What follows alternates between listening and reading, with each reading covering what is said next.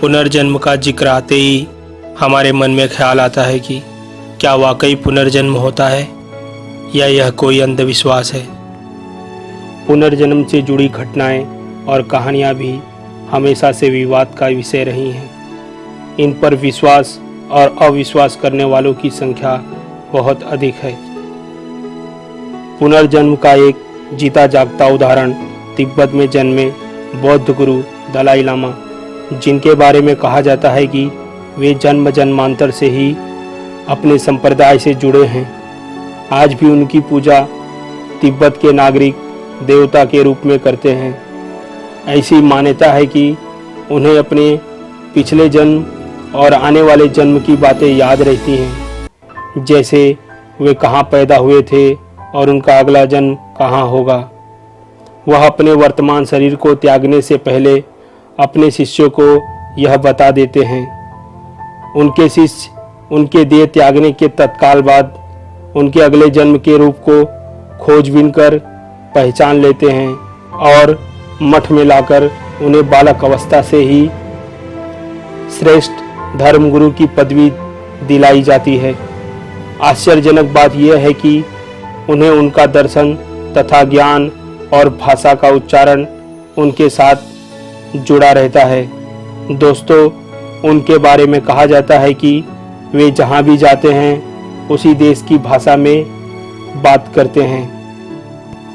America के Virginia university के वैज्ञानिक डॉक्टर इयान स्टीवेंसन, जिन्होंने 40 साल तक इस विषय पर शोध किया और उन्होंने एक किताब रिकॉर्नेशन एंड बायोलॉजी लिखी, जो पुनर्जन्म से संबंधित सबसे महत्वपूर्ण किताब मानी जाती है। डॉक्टर स्टीवेंसन ने अपने शोध के दौरान कुछ ऐसे मामले भी देखे जिसमें व्यक्ति के शरीर पर पूर्व जन्म के निशान मौजूद थे। दोस्तों, आत्मा का रूपांतरण तो समझ में आता है, लेकिन शरीर में आए निशान जो आज भी विज्ञान के लिए एक पहेली हैं। एक भारतीय डॉक्टर हेमेंद्र नाथ बनर्जी का कथन है कि कभी कभी वर्तमान की बीमारियों का कारण पिछले जन्म से हो सकता है। आग को देखकर थर-थर कांप जाने वाली महिला रोजनवर्ग का इलाज जब कोई डॉक्टर नहीं कर पाया तो वे थक हार कर एक मनोवैज्ञानिक के पास गई। वहां जब उन्हें सम्मोहित कर कर पुरानी बातें याद कराई गई तो उन्होंने जो बताया वह चौंकाने वाला था।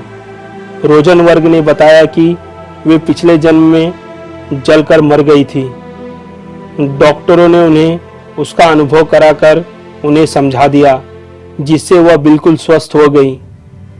वैज्ञानिक जॉन गॉस जब 3 वर्ष के थे तभी अपने पिता की गणित की गलतियों को ठीक कर लेते थे। दोस्तों, बालक जब शिशु अवस्था में होता है तब वह अपने आप हंसता है और रोने लगता है। बत्तख का बच्चा अपने आप तैरना सीख जाता है। इस तरह की अनेकों घटनाएं हैं जो हमें विवश कर देती हैं कि क्या जीव पुनर्जन्म के संस्कार लेकर आता है। मनोवैज्ञानिक भी यही कहते हैं कि व्यक्ति अपने जीवन की कई कड़ियों में बंधा है और प्रत्येक कड़ी दूसरी कड़ी के साथ जुड़ी हुई है। इसलिए एक जन्म के कार्यों का प्रभाव दूसरे जन्म के कार्यों पर भी पड़ता है। मौजूदा समय में विज्ञान ने इस बात को स्वीकार कर लिया है। विज्ञान के अनुसार जिस प्रकार ऊर्जा कभी नष्ट नहीं हो सकती, उसी प्रकार चेतना का भी नाश नहीं हो सकता। चेतना एक शरीर से निकलकर एक नए शरीर में प्रवेश कर सकती है। मजेदार बात यह है कि पुनर्जन्म का भी यही सिद्धांत है। दोस्तों, पुनर्जन्म में भी चेतना एक शरीर से निकलकर एक नए शरीर में प्रवेश करती है। तो क्या सचमुच पुनर्जन्म होता है? अगर होता है तो यह कुछ लोगों पर ही क्यों होता है? क्यों कुछ लोगों को ही अपने पुनर्जन्म की याद रहती है, बाकी लोगों को क्यों नहीं? ऐसे अनेकों सवाल हैं जिनका जवाब मिलना अभी बाकी है। दोस्तों, रहस्य, रोमांच और विज्ञान के इस वीडियो में इतना ही। यह वीडियो आपको कैसा लगा कमेंट्स करके ज़रूर बताएं और वीडियो को लाइक और चैनल को सब्सक्राइब करना ना भूलें। ताकि मैं आपके लिए नए वीडियो लाता रहूं। मैं अजय आपसे विदा लेता हूं। हम मिलेंगे रहस्य, रोमांच और विज्ञान के एक नए वीडियो में। तब तक के लिए नमस्कार दोस्तों।